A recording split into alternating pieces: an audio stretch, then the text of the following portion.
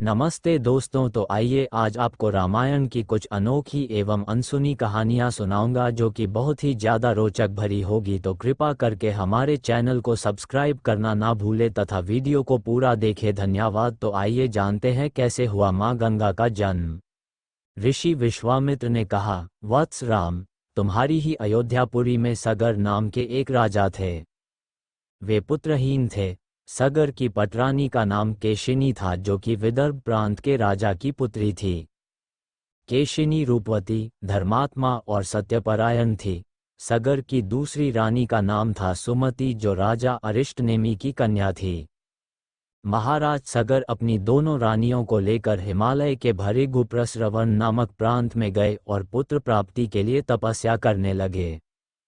उनकी तपस्या से महर्षि भृगु प्रसन्न हुए और उन्हें वर दिया कि तुम्हें अनेक पुत्रों की प्राप्ति होगी।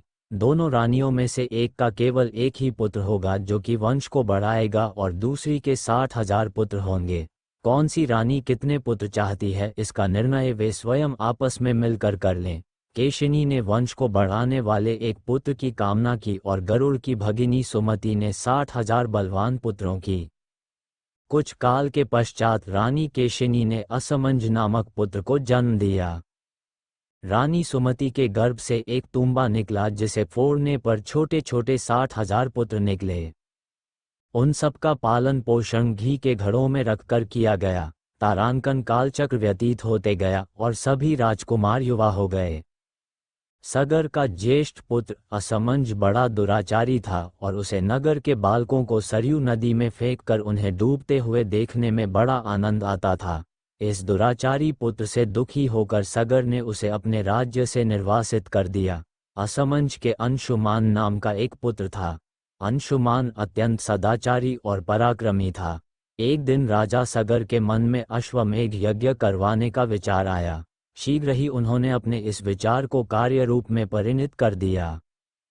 राम ने ऋषि विश्वामित्र से कहा, गुरुदेव, मेरी रुचि अपने पूर्वज सगर की यज्ञ गाथा को विस्तार पूर्वक सुनने में है, अतः कृपा करके इस वृतांत को पूरा सुनाइए। राम के इस प्रकार से जिज्ञासा व्यक्त करने पर ऋषि विश्वामित्र प्रसन्न होकर कहने लगे, राजा सगर ने हिमालय एवं विंध्याचल के बीच की हरितिमायुक्त भूमि पर एक विशाल यज्ञ मंडप का निर्माण करवाया। फिर अश्वमेघ यज्ञ के लिए श्यामकर्ण घोड़ा छोड़कर उसकी रक्षा के लिए पराक्रमी अंशुमान को सेना के साथ उसके पीछे पीछे भेज दिया। यज्ञ की संभावित सफलता के परिणाम की आशंका से भयभीत होकर इंद्र ने एक राक्षस का रूप धारण किया और उस घोड़े को चुरा लिया। घोड़े की चोरी की सूचना पाकर सगर ने अपने 60,000 पुत्रों को आज्ञा दी कि घोड़ा चुराने वाले को पकड़कर या मारकर घोड़ा वापस लाओ। पूरी पृथ्वी में खोजने पर भी जब घोड़ा नहीं मिला तो इस आशंका से कि किसी ने घोड़े को तहखाने में न छुपा रखा हो, सगर के पुत्रों ने संपूर्ण पृथ्वी को खोदना आरंभ कर दिया। उनके इस कार्य से असंख्य भूमितल निवासी प्राणी मारे गए। खोदते खोदते वे पाताल तक जा पहुँचे।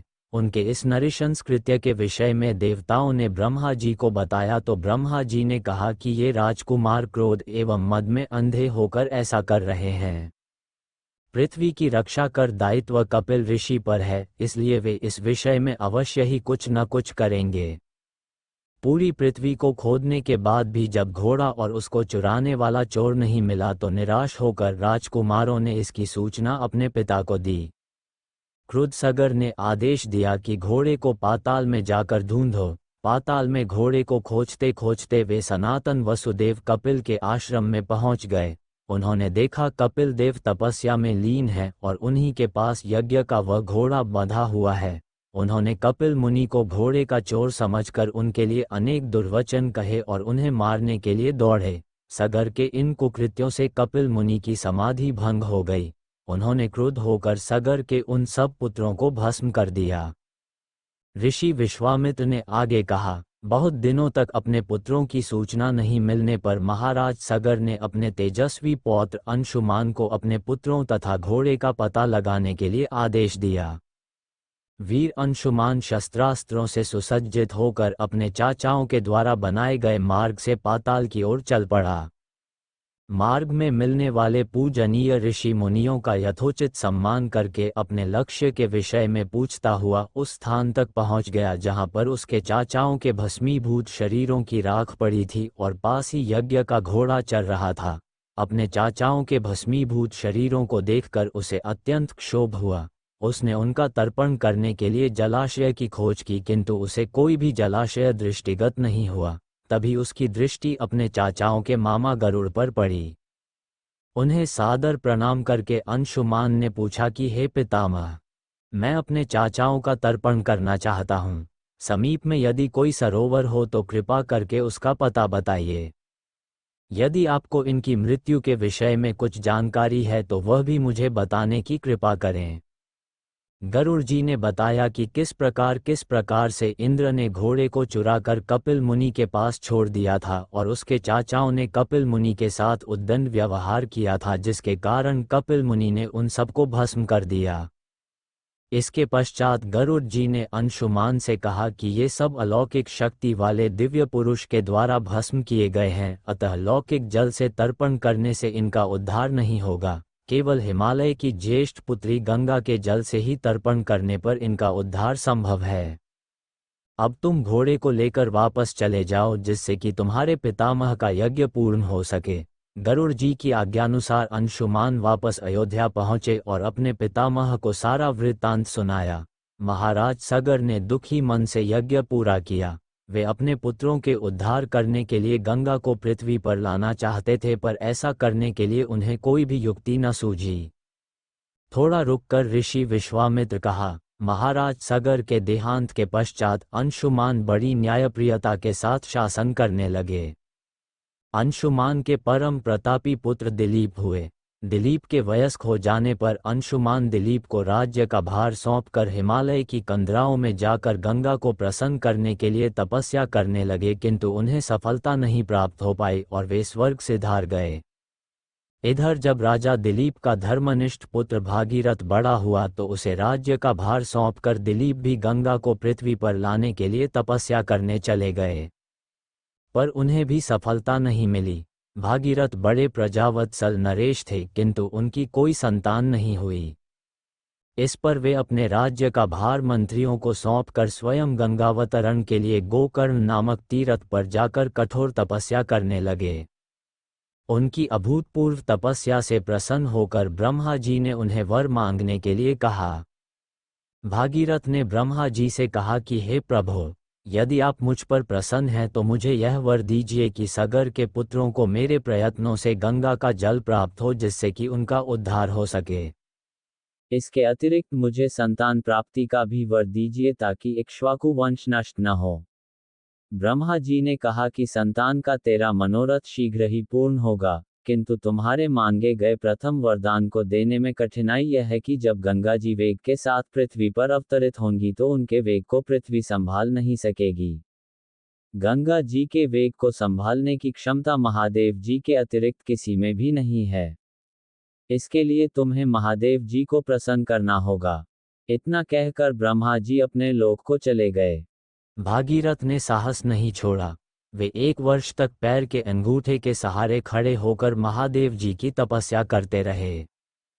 केवल वायु के अतिरिक्त उन्होंने किसी अन्य वस्तु का भक्षण नहीं किया।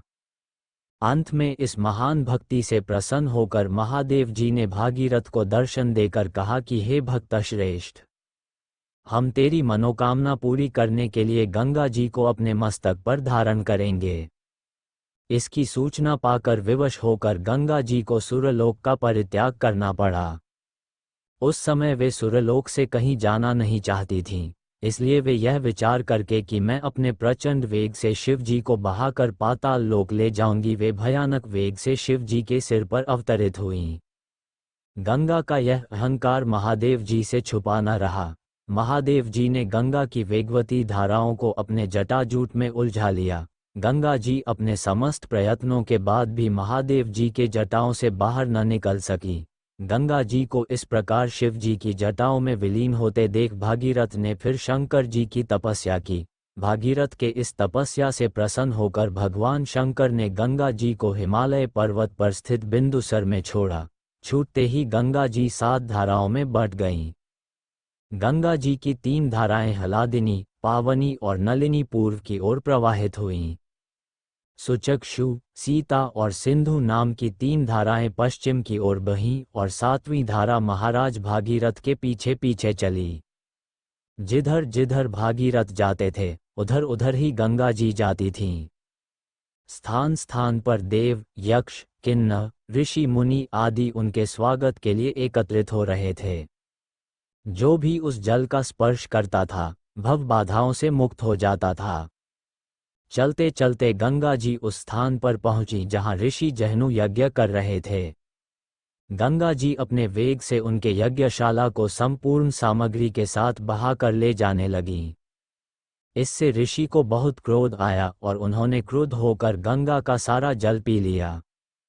ये देखकर समस्त ऋषि मुनियों को बड़ा विस्मय हुआ और वे गंगा जी को मुक्त करने के लिए उनकी स्तुति करने लगे। उनकी स्तुति से प्रसन्न होकर जहनु ऋषि ने गंगा जी को अपने कानों से निकाल दिया और उन्हें अपनी पुत्री के रूप में स्वीकार कर लिया। तब से गंगा जाह्नवी कहलाने लगी। इसके पश्चात वे भागीरथ के पीछे चलते चलते समुद्र तक पहुंच गईं और वहां से सगर के पुत्रों का उद्धार करने के लिए रसातल में चली गईं। उनके जल के स्पर्श से भस्मीभूत हुए सगर के पुत्र निष्पाप होकर स्वर्ग गए। उस दिन से गंगा के 3 नाम हुए, त्रिपदगा, जाह्नवी और भागीरथी। हे रामचंद्र, कपिल आश्रम में गंगा जी के पहुंचने के पश्चात ब्रह्मा जी ने प्रसन्न होकर भागीरथ को वरदान दिया कि तेरे पुण्य के प्रताप से प्राप्त इस गंगा जल से जो भी मनुष्य स्नान करेगा या इसका पान करेगा वह सब प्रकार के दुखों से रहित होकर अंत में स्वर्ग को प्रस्थान करेगा। जब तक पृथ्वी मंडल में गंगा जी प्रवाहित होती रहेंगी तब तक उसका नाम भागीरथ ही कहलाएगा और संपूर्ण भूमंडल में तेरी कीर्ति अक्षुण्ण रूप से फैलती रहेगी। सभी लोग श्रद्धा के साथ तेरा स्मरण करेंगे। ये कहकर ब्रह्मा जी अपने लोक को लौट गए। भागीरथ ने पुनः अपने पितरों को जलांजलि दी। कथा समाप्त होने पर वे सब विश्राम करने चले गए। तो अब आपको कुछ और अनोखी कहानियां सुनाऊंगा जो कि बहुत ही ज़्यादा रोचक भरी है, तो कृपा करके चैनल को सब्सक्राइब ना भूले प्लीज़। तो सुनिए। दूसरे दिन ऋषि विश्वामित्र ने अपनी मंडली के साथ प्रातःकाल ही जनकपुरी के लिए प्रस्थान किया। चलते चलते वे विशाला नगरी में पहुंचे। इस भव्य नगरी में सुंदर मंदिर और विशाल अट्टालिकाएं शोभायमान हो रही थीं। वहां की बड़ी बड़ी दुकानें अमूल्य आभूषणों को धारण किए हुए स्त्री पुरुष आदि नगर की संपन्नता का परिचय दे रहे थे। चौड़ी चौड़ी और साफ सुथरी सड़कों को देखकर ज्ञात होता था कि नगर के रखरखाव और व्यवस्था बहुत ही सुंदर और प्रशंसनीय थी। विशाला नगरी को पार करके वे सभी मिथिलापुरी पहुंचे। उन्होंने देखा कि नगर के बाहर सुरम्य प्रदेश में एक मनोहर यज्ञशाला का निर्माण किया गया था और वहां पर विभिन्न प्रांतों से आए हुए वेदपाठी ब्राह्मण मधुर ध्वनि में वेद मंत्रों का सस्वर पाठ कर रहे थे।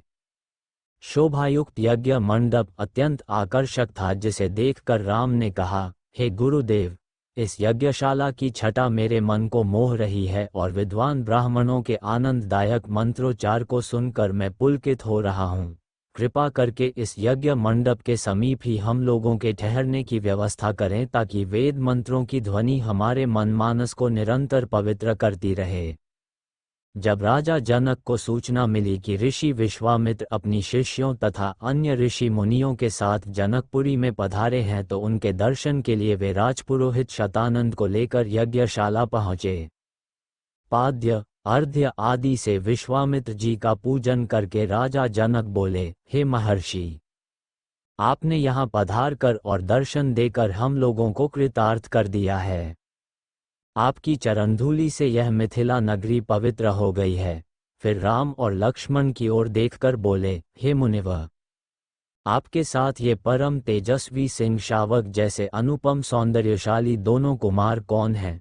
इनकी वीरतापूर्ण आकृति देखकर प्रतीत होता है मानो ये किसी राजकुल के दीपक हैं। ऐसे सुंदर सुदर्शन कुमारों की उपस्थिति से यह यज्ञशाला वैसी ही शोभायुक्त हो गई है जैसे प्रातःकाल भगवान भुवन भास्कर के उदय होने पर प्राची दिशा सौंदर्य से परिपूर्ण हो जाती है। कृपा करके अवगत कराइए कि ये कौन हैं, कहाँ से आए हैं, इनके पिता और कुल का नाम क्या है? इस पर ऋषि विश्वामित्र ने राजा जनक से कहा, हे राजन, ये दोनों बालक वास्तव में राजकुमार हैं। ये अयोध्या नरेश सूर्यवंशी राजा दशरथ के पुत्र रामचंद्र और लक्ष्मण हैं। ये दोनों बड़े वीर और पराक्रमी हैं। इन्होंने सुबाहु, ताड़का आदि के साथ घोर युद्ध करके उनका नाश किया है। मारीच जैसे महाबली राक्षस को तो राम ने एक ही बाण से 100 योजन दूर समुद्र में फेंक दिया। अपने यज्ञ की रक्षा के लिए मैं इन्हें अयोध्यापति राजा दशरथ से मांग कर लाया था। मैंने इन्हें नाना प्रकार के अस्त्र शस्त्रों की शिक्षा प्रदान की है। इनके प्रयत्नों से मेरा यज्ञ निर्विघ्न तथा सफलतापूर्वक संपन्न हो गया। अपने सद्व्यवहार, विनम्रता एवं सौहार्द से इन्होंने आश्रम में रहने वाले समस्त ऋषि मुनियों का मन मोह लिया है। आपके इस महान धनुष यज्ञ का उत्सव दिखाने के लिए मैं इन्हें यहाँ लाया हूँ। इस वृतांत को सुनकर राजा जनक बहुत प्रसन्न हुए और उन सब के ठहरने के लिए यथोचित व्यवस्था कर दिया। तो क्या आप जानते हैं कि अहल्या कौन थी? तो आइए जानते हैं विस्तार में, तो सुनिए। प्रातःकाल राम और लक्ष्मण ऋषि विश्वामित्र के साथ मिथिलापुरी के वन उपवन आदि देखने के लिए निकले। एक उपवन में उन्होंने एक निर्जन स्थान देखा। राम बोले, गुरुदेव, ये स्थान देखने में तो आश्रम जैसा दिखाई देता है, किंतु क्या कारण है कि यहाँ कोई ऋषि या मुनि दृष्टिगोचर नहीं हो रहे हैं? इस पर विश्वामित्र जी ने कहा, ये स्थान कभी महात्मा गौतम का आश्रम था। वे अपनी पत्नी अहल्या के साथ यहाँ रहकर तपस्या करते थे। एक दिन गौतम ऋषि की अनुपस्थिति में इंद्र ने गौतम के वेश में आकर अहल्या से प्रणय याचना की। यद्यपि अहल्या ने इंद्र को पहचान लिया था, तो भी यह सोचकर कि मैं इतनी सौंदर्यशाली हूँ कि देवराज इंद्र स्वयं मुझसे प्रणय याचना कर रहे हैं, अपनी स्वीकृति दे दी। जब इंद्र अपने लोक लौट रहे थे, तभी अपने आश्रम को वापस आते हुए गौतम ऋषि की दृष्टि इंद्र पर पड़ी। उस समय इंद्र उन्हीं का वेश धारण किए हुए था। तत्काल वे सब कुछ समझ गए और उन्होंने इंद्र को शाप दे दिया। इसके बाद उन्होंने अपनी पत्नी को शाप दिया कि रे दुराचारिणी, तू हजारों वर्ष तक केवल हवा पीकर कष्ट उठाती हुई यहाँ राख में पड़ी रहे। जब राम इस वन में प्रवेश करेंगे तभी उनकी कृपा से तेरा उद्धार होगा, तभी तू अपना पूर्व शरीर धारण करके मेरे पास आ सकेगी। ये कहकर गौतम ऋषि इस आश्रम को छोड़कर हिमालय पर जाकर तपस्या करने चले गए। अतः हे राम, अब तुम आश्रम के अंदर जाकर अहल्या का उद्धार करो। विश्वामित्र जी की आज्ञा पाकर वे दोनों भाई आश्रम के भीतर प्रविष्ट हुए। वहां तपस्यारत अहल्या कहीं दिखाई नहीं दे रही थी, केवल उसका तेज संपूर्ण वातावरण में व्याप्त हो रहा था। जब अहल्या की दृष्टि राम पर पड़ी तो उनके पवित्र दर्शन पाकर वह एक बार फिर सुंदर नारी के रूप में दिखाई देने लगी। नारी रूप में अहल्या को सम्मुख पाकर राम और लक्ष्मण ने श्रद्धापूर्वक उनके चरण स्पर्श किए। तत्पश्चात उससे उचित आदर सत्कार ग्रहण कर वे मुनिराज के साथ पुनः मिथिलापुरी को लौट आए। विश्वामित्र को कौन नहीं जानता, तो आइए आज उन्हीं के बारे में विस्तार में जानते हैं, तो सुनिए। राम से मिथिला के राजपुरोहित शतानंद जी विशेष रूप से प्रभावित हुए। शतानंद जी ने कहा, हे राम, आप बड़े सौभाग्यशाली हैं कि आपको विश्वामित्र जी गुरु के रूप में प्राप्त हुए हैं। वे बड़े ही प्रतापी और तेजस्वी महापुरुष हैं। ब्राह्मणत्व की प्राप्ति के पूर्व ऋषि विश्वामित्र बड़े पराक्रमी और प्रजावत्सल नरेश थे। प्रजापति के पुत्र कुश, कुश के पुत्र कुशनाभ और कुशनाभ के पुत्र राजा गाधी थे। ये सभी शूरवीर, पराक्रमी और धर्मपरायण थे। विश्वामित्र जी उन्हीं गाधी के पुत्र हैं। एक बार राजा विश्वामित्र अपनी सेना के साथ वशिष्ठ ऋषि के आश्रम में गए। चूंकि उस समय वशिष्ठ जी ईश्वर भक्ति में लीन होकर यज्ञ कर रहे थे, विश्वामित्र जी उन्हें प्रणाम करके वहीं बैठ गए। यज्ञ क्रिया से निवृत्त होने पर वशिष्ठ जी ने विश्वामित्र जी का बहुत आदर सत्कार किया और उनसे कुछ दिन आश्रम में ही रहकर आतिथ्य ग्रहण करने का अनुरोध किया। इस पर यह सोचकर कि मेरे साथ विशाल सेना है और सेना सहित मेरा आतिथ्य करने में वशिष्ठ जी को कष्ट होगा, विश्वामित्र जी ने नम्रतापूर्वक विदा होने की अनुमति मांगी। किंतु वशिष्ठ जी के अत्यधिक अनुरोध करने पर थोड़े दिनों के लिए राजा विश्वामित्र को उनका आतिथ्य स्वीकार करने के लिए विवश होना पड़ा। राजा विश्वामित्र के आतिथ्य स्वीकार कर लेने पर वशिष्ठ जी ने कामधेनु गौ का आह्वान किया और उससे विश्वामित्र तथा उनकी सेना के लिए 6 प्रकार के व्यंजन तथा समस्त प्रकार की सुविधाओं की व्यवस्था करने की प्रार्थना की। उनकी इस प्रार्थना को स्वीकार करके कामधेनु गौ ने सारी व्यवस्था कर दिया। वशिष्ठ जी के अतिथि सत्कार से राजा विश्वामित्र और उनके साथ आए सभी लोग बहुत प्रसन्न हुए। कामधेनु गौ का चमत्कार देखकर विश्वामित्र के मन में उस गौ को प्राप्त कर लेने की इच्छा जागृत हुई और उन्होंने वशिष्ठ जी से कहा कि ऋषि श्रेष्ठ, कामधेनु जैसी गौ तो किसी वनवासी के पास नहीं वरन राजा महाराजाओं के पास ही शोभा देती है, अतः आप इसे मुझे दे दीजिए।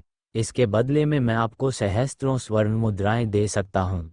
इस पर वशिष्ठ जी बोले कि राजन, ये गौ ही मेरा जीवन है और इसे मैं किसी भी कीमत पर किसी को नहीं दे सकता।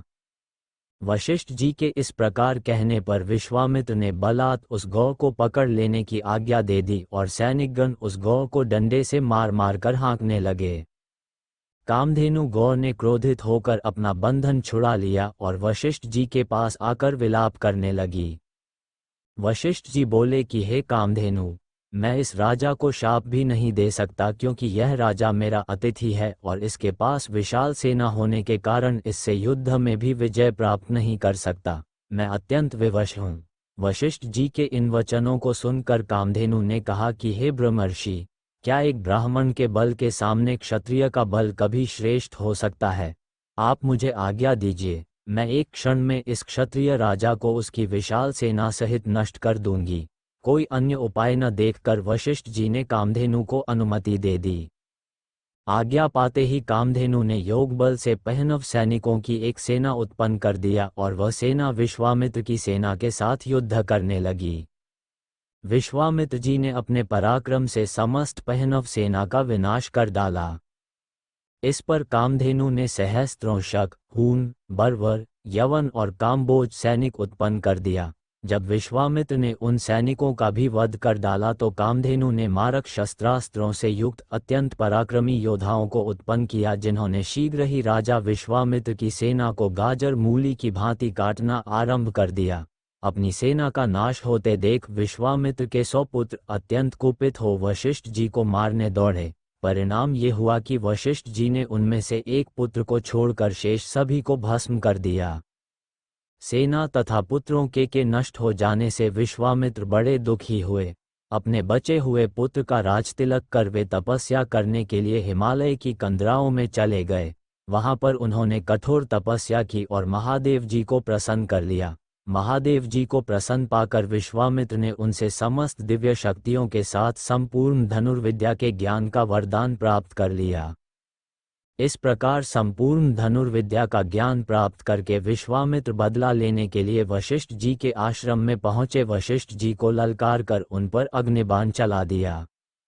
अग्निबाण से समस्त आश्रम में आग लग गई और आश्रमवासी भयभीत होकर इधर उधर भागने लगे। वशिष्ठ जी ने भी अपना धनुष संभाल लिया और बोले कि मैं तेरे सामने खड़ा हूँ, तू मुझ पर वार कर। आज मैं तेरे अभिमान को चूर चूर करके बता दूंगा कि क्षात्र बल से ब्रह्म बल श्रेष्ठ है। क्रुद्ध होकर विश्वामित्र ने एक के बाद एक आग्नेयास्त्र, वरुणास्त्र, रुद्रास्त्र, ऐन्द्रास्त्र तथा पाशुपतास्त्र एक साथ छोड़ा, जिन्हें वशिष्ठ जी ने अपने मारक अस्त्रों से मार्ग में ही नष्ट कर दिया। इस पर विश्वामित्र ने और भी अधिक क्रोधित होकर मानव, मोहन, गांधर्व, जूम्भन, दारण, वज्र, ब्रह्मपाश, कालपाश, वरुणपाश, पिनाक, दंड, पैशाच, क्रोच, धर्मचक्र, कालचक्र, विष्णुचक्र, वायव्य, मंथन, कंकाल, मूसल, विद्याधर, कालास्त्र आदि सभी अस्त्रों का प्रयोग कर डाला। वशिष्ठ जी ने उन सबको नष्ट करके ब्रह्मास्त्र छोड़ने के लिए जब अपना धनुष उठाया तो सब देव किन्नर आदि भयभीत हो गए। किंतु वशिष्ठ जी तो उस समय अत्यंत क्रुद्ध हो रहे थे। उन्होंने ब्रह्मास्त्र छोड़ ही दिया। ब्रह्मास्त्र के भयंकर ज्योति और गगनभेदी नाद से सारा संसार पीड़ा से तड़पने लगा। सब ऋषि मुनि उनसे प्रार्थना करने लगे कि आपने विश्वामित्र को परास्त कर दिया है, अब आप ब्रह्मास्त्र से उत्पन्न हुई ज्वाला को शांत करें। इस प्रार्थना से द्रवित होकर उन्होंने ब्रह्मास्त्र को वापस बुलाया और मंत्रों से उसे शांत किया। पराजित होकर विश्वामित्र मणिहीन सर्प की भांति पृथ्वी पर बैठ गए और सोचने लगे कि निस्संदेह क्षात्र बल से ब्रह्म बल ही श्रेष्ठ है। अब मैं तपस्या करके ब्राह्मण की पदवी और उसका तेज प्राप्त करूंगा। इस प्रकार विचार करके वे अपनी पत्नी सहित दक्षिण दिशा की ओर चल दिए। उन्होंने तपस्या करते हुए अन्न का त्याग कर केवल फलों पर जीवन यापन करना आरंभ कर दिया। उनकी तपस्या से प्रसन्न होकर ब्रह्मा जी ने उन्हें राजर्षि का पद प्रदान किया। इस पद को प्राप्त करके भी ये सोचकर कि ब्रह्मा जी ने मुझे केवल राजर्षि का ही पद दिया, महर्षि देवर्षि आदि का नहीं, वे दुखी ही हुए। वे विचार करने लगे कि मेरी तपस्या अब भी अपूर्ण है, मुझे एक बार फिर से घोर तपस्या करना चाहिए। हमारी और भी आध्यात्मिक एवं अनोखी कहानियाँ देखने के लिए हमारे चैनल पर जाए तथा हमारे चैनल को सब्सक्राइब करके रखें तथा वीडियो अच्छा लगे तो लाइक जरूर करें। धन्यवाद।